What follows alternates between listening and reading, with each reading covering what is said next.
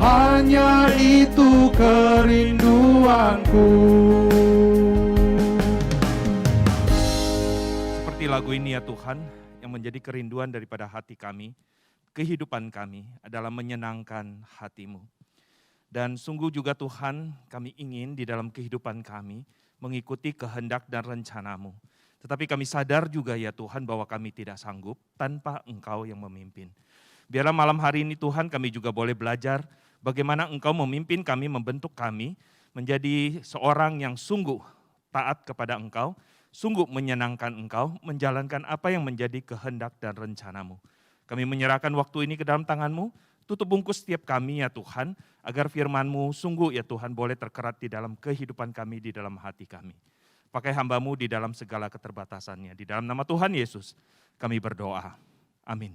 Silakan duduk saudara. Shalom. Saudara, saya ingin ada sedikit hutung ya, ada sedikit interaksi. Ya.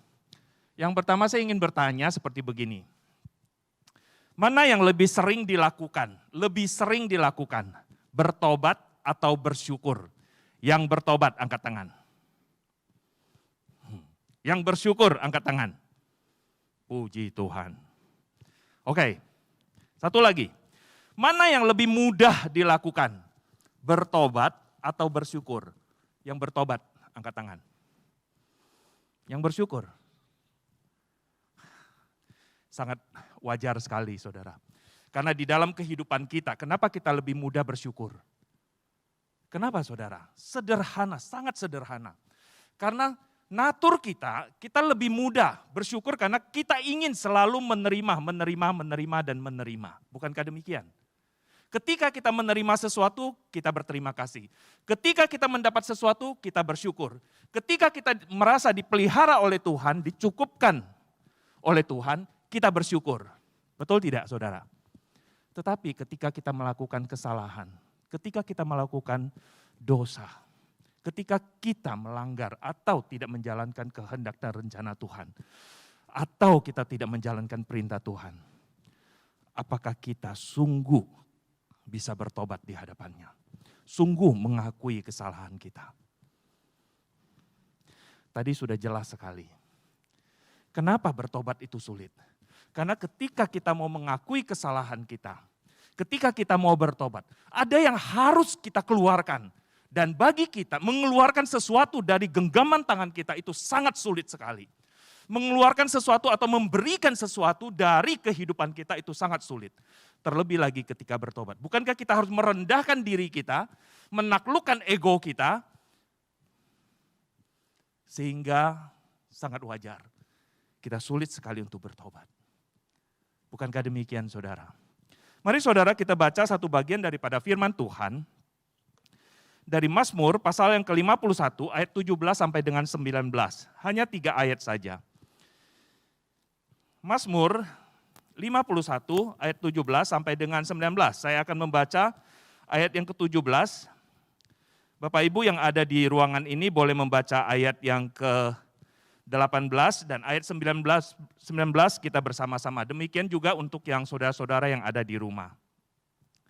Mazmur 51 ayat 17 sampai dengan 19. Ayat yang ke-17.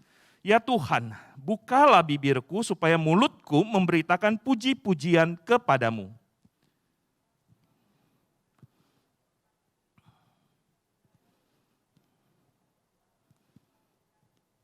Bersama-sama. Korban sembelihan kepada Allah ialah jiwa yang hancur. Hati yang patah dan remuk tidak akan kau pandang hina, ya Allah.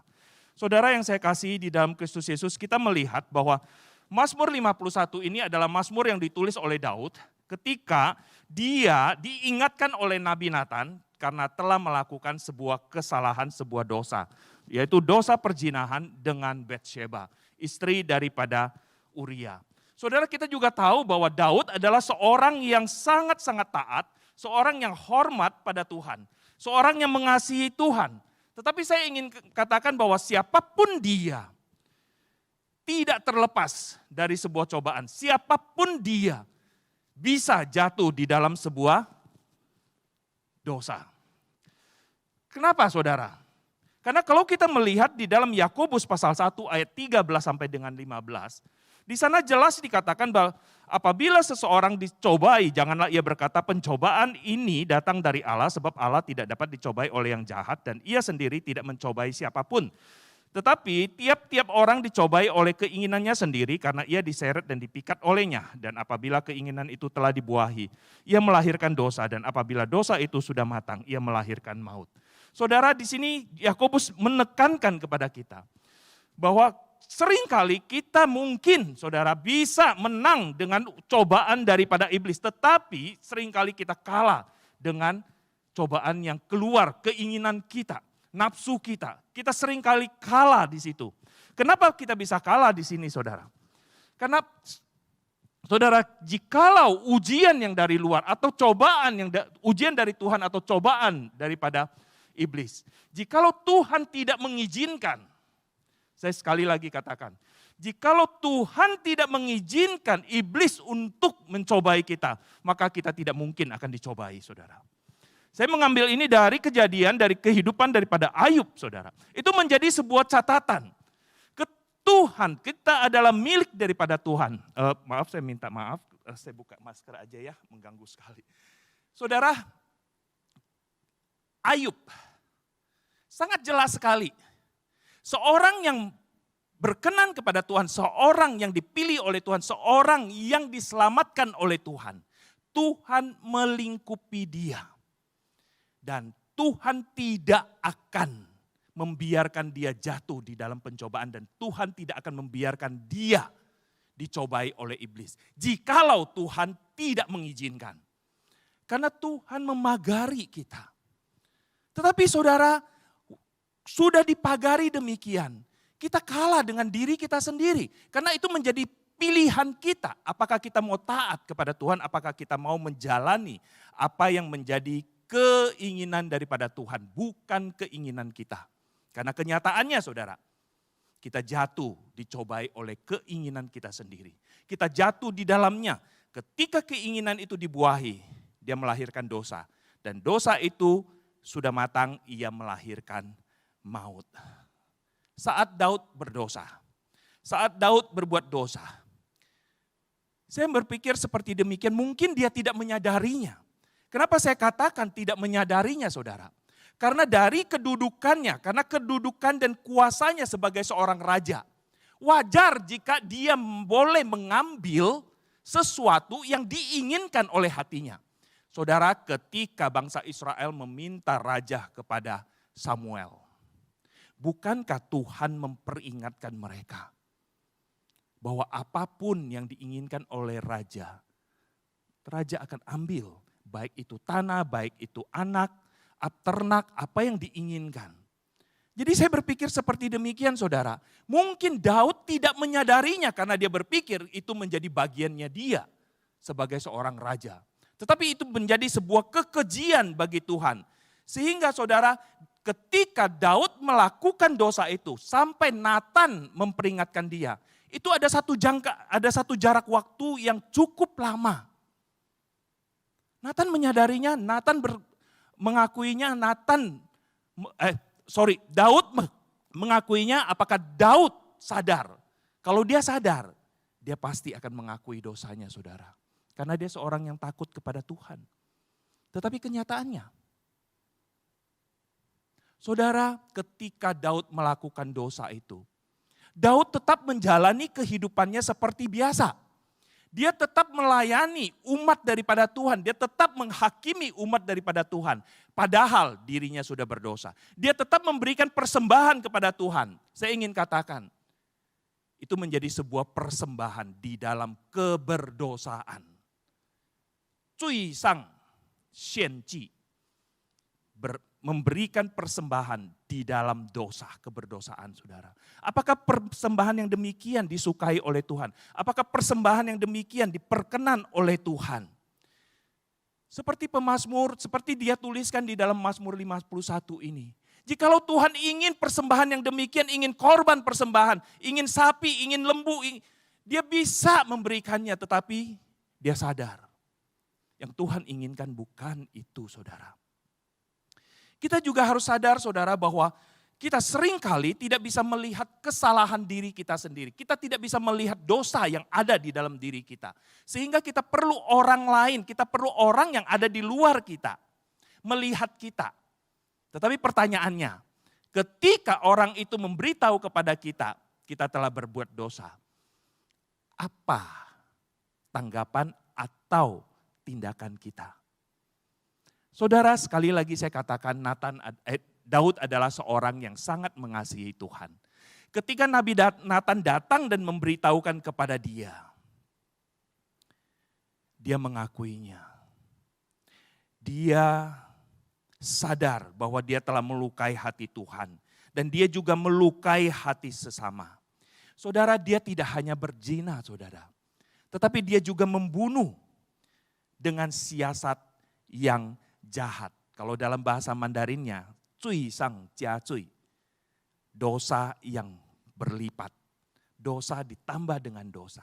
Lalu kalau kita lihat, Daud di dalam kejadian ini, dia melanggar berapa poin dari hukum Taurat? Kira-kira berapa saudara? Saya berpikir mungkin ada 3 yang dia langgar saudara. Yang pertama dia mengingini. Yang keberapa? Hukum keberapa saudara? Hukum ke-10.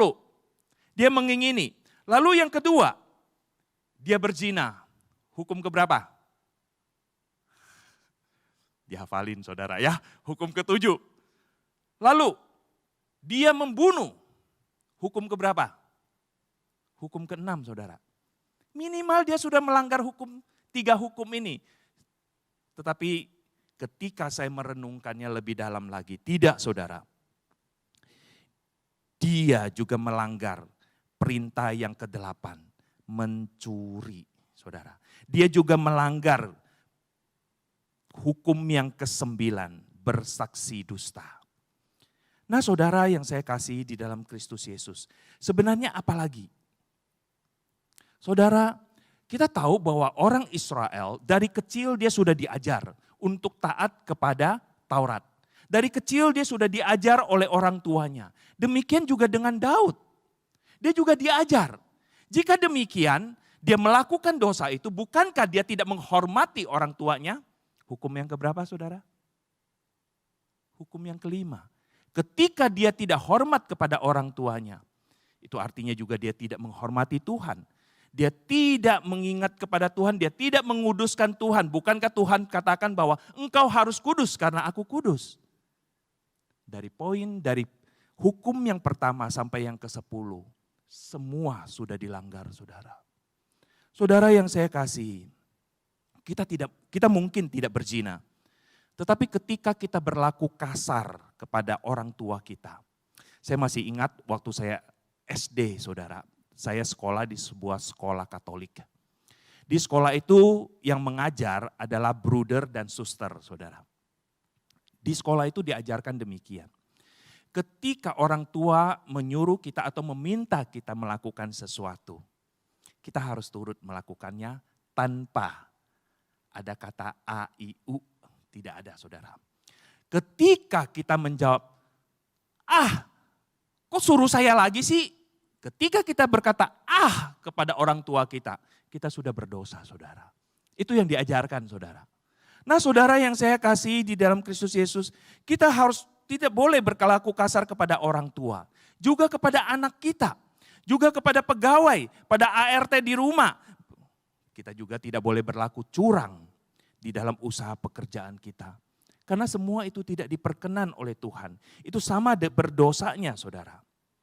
Saudara dengan demikian, jikalau di dalam kehidupan kita masih tetap melakukan hal-hal yang demikian. Apakah ibadah kita, apakah doa kita diperkenan oleh Tuhan? Apakah persembahan kita diperkenan oleh Tuhan? Apakah pelayanan kita disukai oleh Tuhan? Saya yakin jawabannya tidak, saudara. Jawabannya tidak. Selayaknya kita berduka. Berduka atas dosa yang sudah kita lakukan. Berduka karena dosa-dosa kita. Bukankah Khotbah Tuhan di bukit mengatakan di dalam Matius pasal 5 ayat 4, berbahagialah orang yang berduka cita karena mereka akan dihibur. Berduka cita di sini adalah berduka cita atas dosa yang sudah kita lakukan. Bukan berduka cita karena ditinggalkan orang yang kita sayangi atau ada keluarga yang kita sayang meninggalkan kita. Tidak, saudara. Tetapi berduka karena dosa. Berduka karena dosa yang sudah kita lakukan. Kesalahan yang kita lakukan. Yang telah mengakibatkan keterpisahan kita dari Tuhan. Saudara, Daud berduka akan dosa yang telah dilakukannya.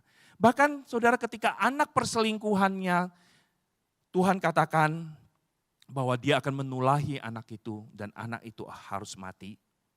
Apa yang dilakukan Daud? Sekali lagi saya katakan, Daud adalah seorang yang takut pada Tuhan. Apa yang dia lakukan? Dia berpuasa, dia berdiam diri di rumah Tuhan, memohon pengampunan dan kesembuhan bagi anaknya.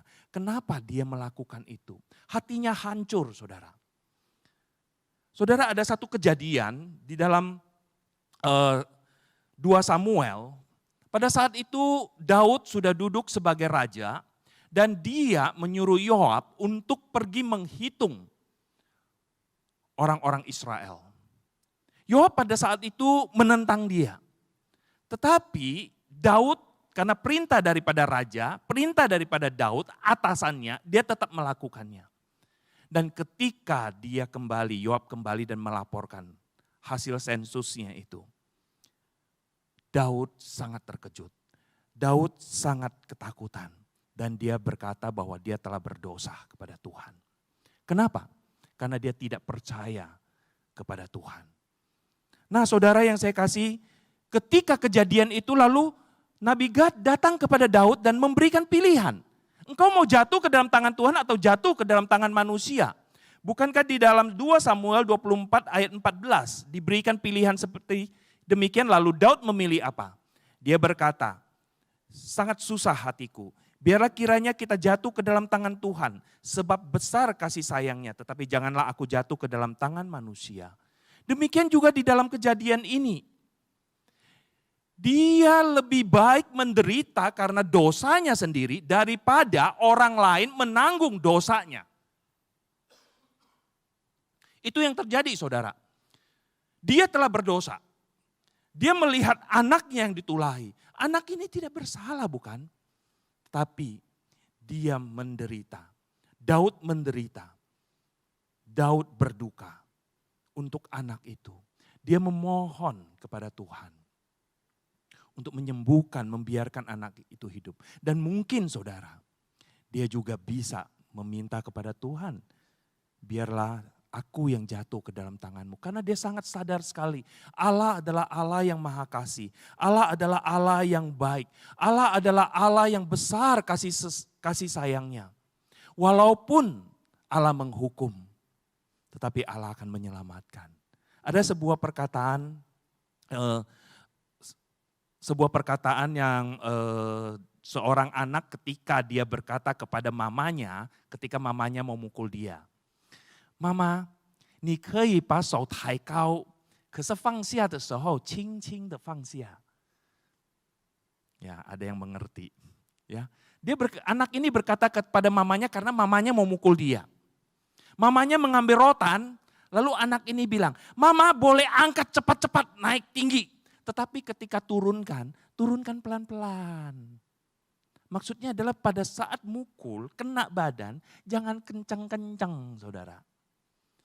Itu Tuhan kita, saudara, penuh dengan belas kasihan. Nah, saudara yang saya kasih ketika anak ini mati. Dia bangun, Daud bangun, dia mandi, dia berurap, dia tukar pakaian dan dia makan. Apa maksudnya? Pada akhirnya dia tahu siapa yang berkuasa. Pada akhirnya dia tahu siapa yang memegang otoritas kehidupan. Pada akhirnya dia menerima, saudara. Dia menerima kehendak Tuhan, dia mengerti kehendak Tuhan. Karena Tuhan lebih tahu dari apa yang kita mau. Nah, saudara yang saya kasih, walaupun sudah percaya kepada Tuhan, saya ingin katakan, tidak ada satu orang pun yang kebal terhadap dosa. Kita tetap mungkin melakukan dosa. Kita mungkin jatuh di dalam pencobaan. Tetapi kita patut bersyukur. Kenapa? Karena darah Yesus tidak hanya menghapuskan dosa kita di masa yang lalu. Tetapi juga masa sekarang dan masa yang akan datang. Yang belum kita lakukan. Tetapi di dalam kehidupan kita, ketika kita tahu kita berdosa, ketika kita diingatkan kita melakukan kesalahan, cepat-cepatlah bertobat, saudara. Cepat-cepatlah mengakuinya sehingga kita masih boleh memiliki sebuah keberanian untuk datang kepada Tuhan. PowerPoint-nya tidak jalan ya. Sehingga kita masih memiliki keberanian menghampiri tata kasih karunia Tuhan. Saudara, jangan berlaku seperti Adam, jangan berlaku seperti Hawa.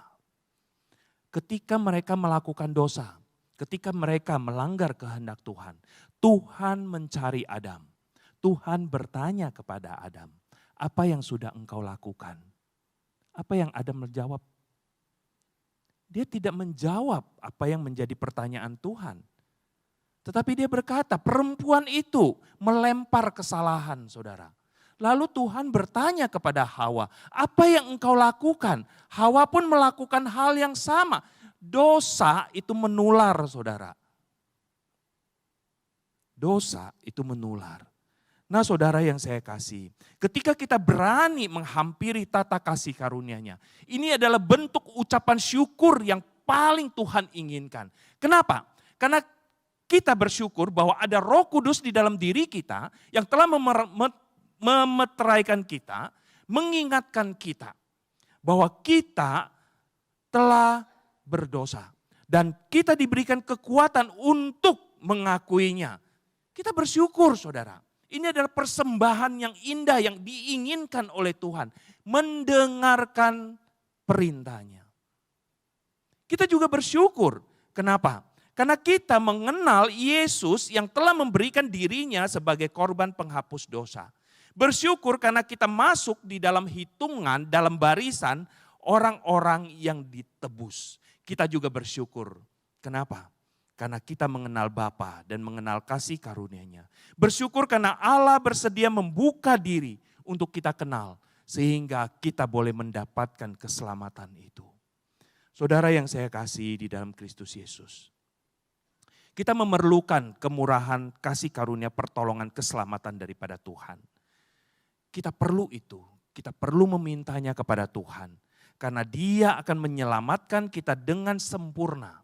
Menyelamatkan semua orang dengan sempurna yang diberikan oleh Bapa kepada Dia. Kita perlu pimpinan Tuhan untuk menjalani perjalanan hidup menuju kepada kekudusan yang sempurna. Itulah yang dikatakan di dalam Ibrani pasal 10 ayat 14. Sebab oleh satu korban saja Ia telah menyempurnakan untuk selama-lamanya karena mereka yang Ia kuduskan. Saudara yang saya kasih, pembersihan yang terus-menerus daripada Tuhan kita perlukan. Pengudusan yang terus-menerus kita perlukan. Kita sekarang belum kudus, saudara. Tetapi kita sedang menuju kepada woman haimeo chengsheng, woman zencai wang na chengsheng de luchen. Kita sedang menuju kepada kekudusan yang sempurna di hadapan Tuhan. Ketika kita bertemu dengan Tuhan, saudara. Setiap hari kita perlu berdoa di hadapan Tuhan. Minta Tuhan untuk membersihkan hati kita. Bersyukur, saudara.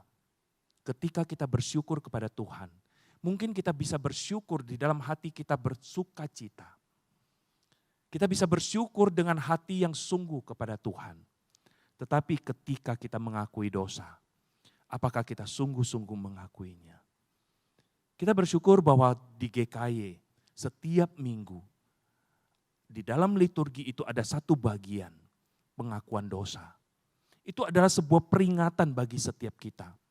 Ketika kita masuk ke dalam momen itu, ketika kita berdiam diri di hadapan Tuhan, apakah hati kita hancur memikirkan dosa kita?